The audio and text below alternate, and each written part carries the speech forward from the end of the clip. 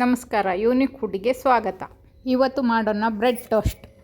ಬೇಕಾಗುವ ತರಕಾರಿಗಳು ಕ್ಯಾರೆಟು, ಈರುಳ್ಳಿ, ಬೀನ್ಸ್. ಈಗ ಒಗ್ಗರಣೆ ಮಾಡ್ಕೊಳ್ಳೋಣ. ವೆಜಿಟಬಲ್ ಬ್ರೆಡ್ ಟೋಸ್ಟ್ ಮನೆಯಲ್ಲೇ ಮಾಡ್ಕೊಂಡ್ರೆ ಚೆನ್ನಾಗಿರುತ್ತೆ. ಮಾಡೋದು ಈಸಿನೇ. ಸಿಂಪಲ್ಲಾಗಿ ಒಂದು ಒಗ್ಗರಣೆ ವೆಜಿಟಬಲ್ ಸೇರಿಸಿ ಚೆನ್ನಾಗಿ ಫ್ರೈ ಮಾಡಿದ್ರೆ ಆಗೋಗುತ್ತೆ. ಈಗ ಸ್ವಲ್ಪ ಎಣ್ಣೆ ಹಾಕಿ, ಎಣ್ಣೆ ಕಾಯಲಿ. ನನ್ನ ಚಾನಲ್ ಹೊಸದಾಗಿ ನೋಡ್ತಾ ಇದ್ದರೆ ಸಬ್ಸ್ಕ್ರೈಬ್ ಮಾಡಿ. ಎಣ್ಣೆ ಕಾದಿದೆ, ಸಾಸಿವೆ ಜೀರಿಗೆ ಹಾಕೋಣ. ಕರಿಬೇವು, ಹಸಿಮೆಣಸಿನ್ಕಾಯಿ, ಒಂದೊಂದೇ ತರಕಾರಿಗಳನ್ನು ಹಾಕ್ತಾ ಹೋಗೋಣ. ಫ್ರೈ ಆಗ್ತಾಯಿದೆ.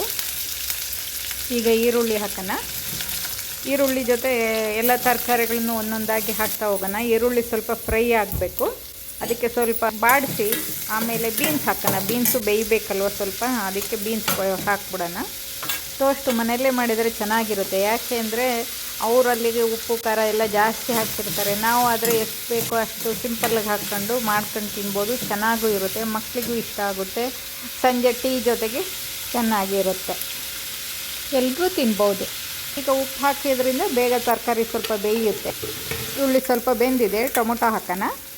ನಾನು ಅವಾಗ ಟೋಸ್ಟ್ ಮಾಡ್ತಾ ಇರ್ತೀನಿ, ಬೇರೆ ಬೇರೆ ತರಕಾರಿ ಹಾಕಿ. ಈಗ ಕ್ಯಾರೆಟ್ ಹಾಕೋಣ. ಕ್ಯಾರೆಟ್ ಹಾಕಿ ಸ್ವಲ್ಪ ತಿರುಗಿಸೋಣ. ತರಕಾರಿ ಎಲ್ಲ ಬೇಯಲಿ. ವಿಡಿಯೋ ನೋಡಿದ ಮೇಲೆ ನೀವು ಇದೇ ಥರ ಮಾಡ್ತೀರಾ? ಕಾಮೆಂಟ್ ಮಾಡಿ ತಿಳಿಸಿ. ಈಗ ಅರಿಶಿನ ಹಾಕೋಣ, ಮತ್ತು ಸ್ವಲ್ಪ ಖಾರದ ಪುಡಿ ಹಾಕೋಣ. ಹಾಗೆ ಸ್ವಲ್ಪ ಗರಂ ಮಸಾಲೆ ಪೌಡ್ರ್ ಹಾಕೋಣ. ಈಗ ಕೈ ಆಡೋಣ. ಎಲ್ಲ ಹಾಕಾಗಿದೆ ಮಸಾಲೆ. ತರಕಾರಿ ಸ್ವಲ್ಪ ಬೇಯಲಿ. ಈಗ ಬೆಂದಿದೆ, ಕೊತ್ತಂಬರಿ ಸೊಪ್ಪು ಹಾಕೋಣ. ಕ್ಲೀನಾಗೆಲ್ಲ ಮಿಕ್ಸ್ ಆಗಂಗೆ ಕೈ ಆಡೋಣ. ಈಗ ಕೈ ಆಡಿದ್ಮೇಲೆ ಈಗ ರೆಡಿ ಆಯಿತು. ಟೋಸ್ಟಿನ ಪಲ್ಯ ರೆಡಿ ಆಯಿತು. ಈಗ ಟೋಸ್ಟ್ ಮಾಡೋಕ್ಕೆ ಹಂಚಿಡೋಣ. ಬಿಸಿ ಆದಮೇಲೆ ಬ್ರೆಡ್ ಇಟ್ಬಿಟ್ಟು ಬ್ರೆಡ್ಡಿಗೆ ತುಪ್ಪ ಹಚ್ಚೋಣ. ಎರಡು ಸೈಡು ತುಪ್ಪ ಹಚ್ಚಿ ಬ್ರೆಡ್ಡು ಎರಡು ಸೈಡು ಲೈಟಾಗಿ ಕ್ರಿಸ್ಪ್ ಆಗೋ ತನಕ ಕಾಯೋಣ. ಎರಡು ಕಡೆ ತಿರುಗಿಸಿ ಮಾಡ್ತಾಯಿದ್ರೆ ಹೊತ್ತೋದಿಲ್ಲ. ನೋಡಿದ್ರೆ ಎಷ್ಟು ಈಸಿ ಅಲ್ವಾ? ಹೀಗೆ ಮಾಡ್ತಾಯಿದ್ರೆ ಮನೆ ಮಂದಿ ಎಲ್ಲ ಆರಾಮಾಗಿ ತಿನ್ಬೋದು. ಹೊರಗಿಂದ ತರೋದು ಅನ್ಹೆಲ್ತಿ ಅಂದರೆ ಈ ಥರ ಮನೆಯಲ್ಲೇ ಮಾಡ್ಕೊಂಡು ತಿನ್ಬೋದು.